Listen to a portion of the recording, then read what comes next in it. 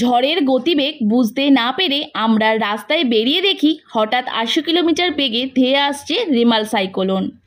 এইগুলোকেই বলে বিনা স্বার্থে ভালোবাসা। তোমাদের দাদাভাইকে বাড়িতে রেখে যাওয়ার কারণে আমার ঘরেই নাকি রেমাল সাইক্লোন প্রবেশ করেছে। গুড মর্নিং এভরিওয়ান, আশা করি তোমরা সকলে ভালো আছো। আমিও খুব ভালো আছি তোমাদের ভালোবাসায়। ঘড়ির টাইম এখন সকাল ৭টা ৫০। সকাল সকাল ঘুম থেকে উঠে দেখি বাইরের ওয়েদারটা বেশ সুন্দর। এত সুন্দর ওয়েদার উপভোগ করতে করতে আমি সকালবেলা খেয়ে নিলাম লেবু মধুর জল। হ্যাঁ বন্ধুরা, এখন একটু ডায়েটে আছি, তাই লেবু মধুর জল তো সকালবেলা খেতেই হয়। এদিকে ঘরে বসে জানলার দিকে তাকিয়ে দেখি চারিপাশটা সবুজ আর সবুজ, যেটা আমার দমদমে একদমই দেখা যায় না। না দেখা যায় সবুজ গাছ, না দেখা যায় খালি মাঠ। তো এগুলো কিন্তু গ্রামে একমাত্র দেখা যায়। ঘরেতে আর মন বসলো না, তাই একা একা চলে এলাম ছাদেতে। এসে দেখি আকাশটা ভারী মিষ্টি দেখতে লাগছে, তার সাথে চারপাশটা। কারণ এত সবুজ দেখার সৌভাগ্য হয়তো আমার দমদমে হয় না। তাই আমি যখন গ্রামে গেছি এই সুন্দর প্রকৃতির আবহাওয়াটা আমি উপভোগ করতে চাই।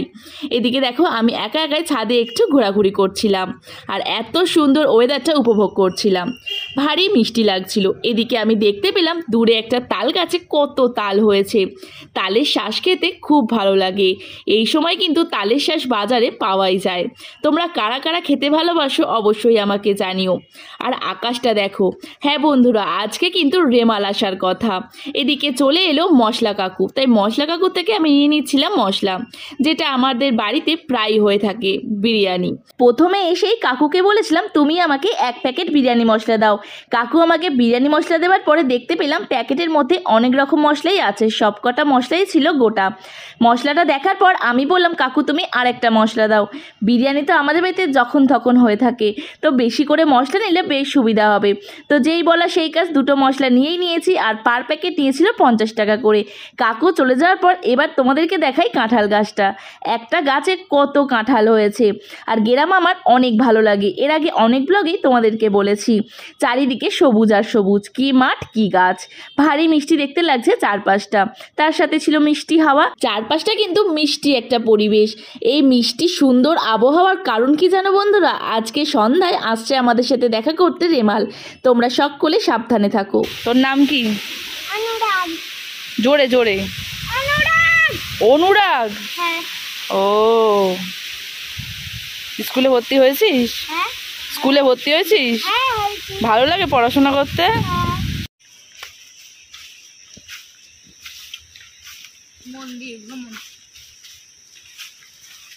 সকালে ঘুম থেকে ওঠার পর ছাদে বসে আর জানলায় বসে এত সুন্দর একটা ওয়েদার উপভোগ করছিলাম। হঠাৎই বোনেদেরকে গিয়ে বললাম চল না একটু বাগান দিয়ে ঘুরে আসি। যেই বলা সেই কাজ, চলে এলাম বোনেদেরকে নিয়ে বাগানে একটু ঘুরঘুরু করতে। মাসির বাড়ি এলে আমি এই বাগানে অবশ্যই আসি, কেন জানি না এই বাগানটা বা এই মাঠটা আমার কাছে বেশ ভালো লাগে। আগে জানো তো এখানে গেলে অনেক আম কুড়াতাম। মাসি মেয়ে বললো এবারে আমাদের এখানে গাছে খুব একটা আম হয়নি রে দিদি। আমি বললাম চল বনবিবির এই মন্দিরটা দর্শন করে আসি। ও তোমাদেরকে তো বলতেই ভুলে গেছি, এই দেখো এই হলো বনবিবির মন্দির। এখানে আষাঢ় মাসে অনেক বড় করে পুজো হয়, আষাঢ় মাসের 1 তারিখে। তো দেখো এখানে একটা ঘট পাতা আছে মন্দিরের ভেতরে। এখানে কিন্তু 1 তারিখে অনেক জাঁকজমক করে পুজো হয়, এখানে অনেক লোক খাওয়া দাওয়া করে। তো আমি 2-1 বার গেছিলাম এই পুজোতে। এরপর মাঠে চলে গেছি একটু সুন্দর আবহাওয়া উপভোগ করার জন্য। এরপর বোনকে বললাম চল ছোটোবেলায় ফিরে যাই। ইয়ার্কি করতে করতে বোন গেল ধপাস করে পড়ে। বোন আমার ওপর বেজায় রেগে গেছে। বোন বলল তুই আমাকে ইচ্ছা করেই ফেলে দিয়েছিস। আমি বললাম না না বোন, আমি তোকে ইচ্ছা করে ফেলিনি। তো দেখো চারপাশটা বেশ ভালো লাগছে, দেখে মনে হচ্ছে না আমরা বাইরে কোথাও ঘুরতে চলে এসেছি। বাগানে ঘুরতে ঘুরতে এদের দুজনের সাথে আমাদের হঠাৎ দেখা। ওরাও আমাদের জিজ্ঞেস করলো তোমরা এখানে কি করছো। আমি বললাম ঝিরিঝিরি বৃষ্টি হচ্ছে, ঠান্ডা হাওয়া দিচ্ছে, তাই ভাবলাম একটু আম কুড়িয়ে আসি। তো বললো চলো দিদি আমি তোমাদের আম কুড়াতে সাহায্য করব। যেই বলা সেই কাজ, ও কিন্তু চলে এসেছে আম কোড়ানোর জন্য। তো বললো তোমাদেরকে খুঁজতে হবে না, আমরা খুঁজে খুঁজে তোমাদেরকে দিচ্ছি। তো দেখো ও একটা খুঁজে পেয়েছে আর অনেক আনন্দ নিয়ে কিন্তু আমাকে দিতে এসেছে। আমি বলছিলাম থ্যাংক ইউ ভাই এতটা উপকার করার জন্য। সুপার সুপার, একেই বলে সুপার হিরো। দেখো দেখো এই হলো ভালোবাসা, এইগুলোকেই বলে বিনা স্বার্থে ভালোবাসা। দেখো ও আমাদের জন্য প্রচুর প্রচুর পরিশ্রম করছে আমাদের জন্য।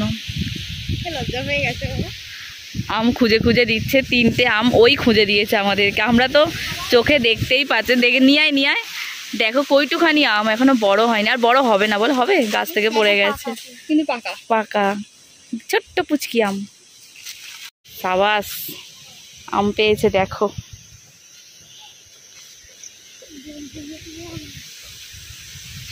আর পুরো জঙ্গলের ভেতর আমরা এখন, পুরো জঙ্গলের ভেতর, মানে চারপাশটা দেখো পুরো জঙ্গল। আর বৃষ্টি হচ্ছিল, গামছা মাথায় দিয়ে এসছে, পুরো জঙ্গল পুরো।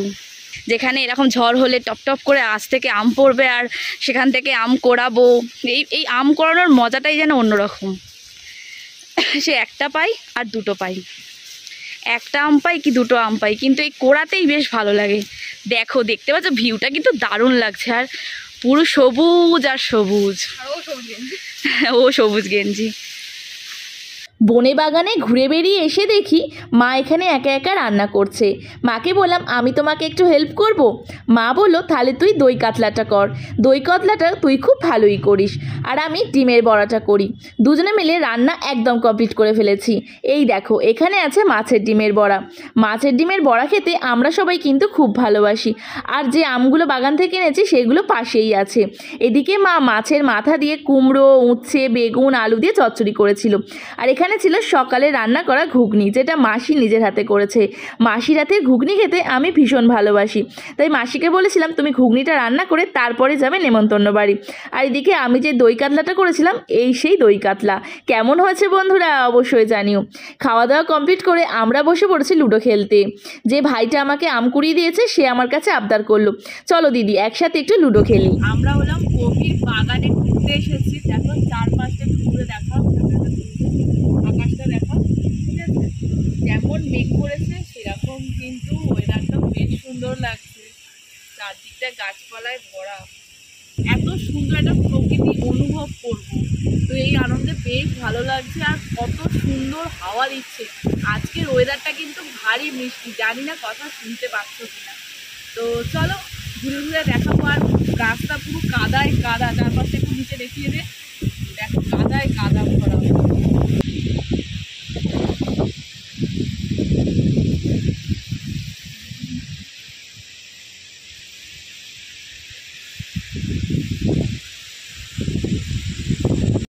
তো বন্ধুরা বেশি দূর যেতে পারলাম না, দূর থেকে দেখতেই পাচ্ছ রাস্তার অবস্থা খুব খারাপ।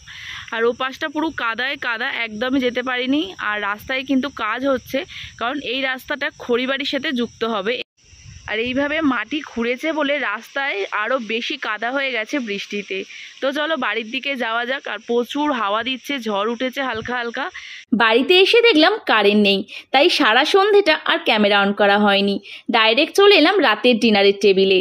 আজকে আমাদের রাতের ডিনারে রয়েছে শুক্তো, দই কাতলা, মাছের কালিয়া, তার সাথে রয়েছে পটল চিংড়ি। আমি কিন্তু রুটি আর পটল চিংড়ি দিই আজকে রাতের ডিনারটা কমপ্লিট করব। আর দেখে বুঝতেই পারছো কারেন্ট নেই, পুরো অন্ধকার। এরপর চলে এলাম পরের দিন সকালে। সারা রাত ঘুমাইনি, নিজের চোখে রেমালটা উপভোগ করেছি। কী যে পরিমাণে ঝড় হয়েছিল, গ্রামে গেলে তবেই বোঝা যাবে, এটা সত্যি কথা। এত গাছপালা, এই শহরে কিন্তু খুব একটা ঝড় উপভোগ করা যায় না। এদিকে বোন চাদর মুড়ি দিয়ে শুয়ে আছে, কারণ আমরা সারা রাত ঘুমাইনি, তাই মা এই ডিমের খোলাটা জেলে দিয়ে গেল। বলল একটু ঘুমা, সারা রাত ঘুমাসনি, শরীর খারাপ হবে। আমি বললাম না না, আর আমার ঘুম হবে না, কারণ একে মিষ্টি হাওয়া, তার উপরে দুর্দান্ত মশার কামড়। এরপর আমরা রেডি হয়ে দুজনে চলে যাচ্ছি বাজারে, কারণ আজকে রবিবার, একটু চিকেন না খেলে হয় বন্ধুরা। আজকে তো একটু চিকেন হবেই। তাছাড়া তোমাদের দাদাভাই আমাকে বারবার ফোন করছিল যে কখন বাড়ি আসবে, কখন বাড়ি আসবে, আমার একা একা লাগছে। তাই আমি মাসিকে বলছিলাম ঝড়ে আর কোথাও যেতে হবে না, ঘরে যা আছে তাই রান্না করো। মাসি বলল না আজকে একটু চিকেনই হবে। মাসির থেকেও বেশি আমার এই বোনেরা আবদার করছিল চিকেন খাওয়ার, তাই এদের জন্য এই ঝড় বৃষ্টিতেই দুর্যোগে বেরিয়ে পড়লাম চিকেন কিনতে। তো দেখো আমি এটা বকবক করতে করতে যাচ্ছিলাম যে এই ঝড়ে বৃষ্টিতে আমি চিকেন কিনতে যাচ্ছি, আর রাস্তা দিয়ে যাচ্ছি আর অনেক লোকে জিজ্ঞেস করছে তোরা এই দুর্যোগে কোথায় যাচ্ছিস। দেখো এই ঝড়ে আমাদের কি অবস্থা, ছাতা উড়িয়ে নিয়ে চলে যাচ্ছে, তাও নাকি আমাদের চিকেন খেতে হবে। কি হাস্যকর ব্যাপার। এদিকে বোনের ছাতা উড়ে যাওয়ার ভয় বোন দেখো ছাতা ধরে কিভাবে হাঁটছে। আর চারপাশটা বললাম না সবুজে ঘেরা, আমার কাছে বেশ ভালো লাগে। এই চারপাশটা দেখলে মনে হয় আমি যেন কোথাও ঘুরতে চলে এসেছি। ঘড়ির টাইম এখন সকাল 11:15। কি পরিমাণে হাওয়া দিচ্ছে, তার সাথে রয়েছে তুখর বৃষ্টি।